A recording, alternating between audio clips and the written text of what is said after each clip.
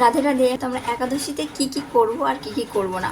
তো একাদশীতে আমরা অর্থাৎ একাদশী করছি মানে ভগবানের নিকটে বাস করছি, উপবাস করছি।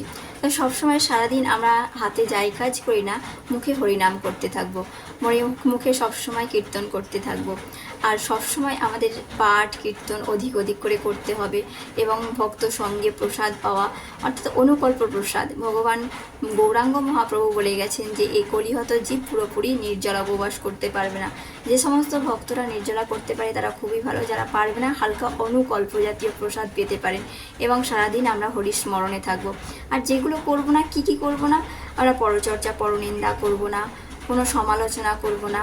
আমাদের মনে রাখতে হবে সবসময় যেন আমরা ভগবানের শরণাপন্ন হয়ে থাকি, সবসময় চিন্তায় করতে থাকি। অনেকে অফিসে যাচ্ছে, কাজ করছে, যে যেখানেই কাজ করুক না কেন সবসময় আমাদেরকে ভগবানের চিন্তায় মগ্ন থাকতে হবে। আর আমরা যে একাদশীর ব্রত পালন করছি এর মাহাত্ম্যটা অবশ্যই শ্রবণ করতে হবে।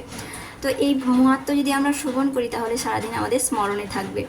তো রাধে রাধে, নিতাই গৌর হরি বল। তো সামনে আসছে ইন্দিরা একাদশী 28শে সেপ্টেম্বর 2024। এদিনকে আমরা একাদশীর ব্রত পালন করব আর এই কাজগুলো করব না। নিতাই গৌর হরি বল।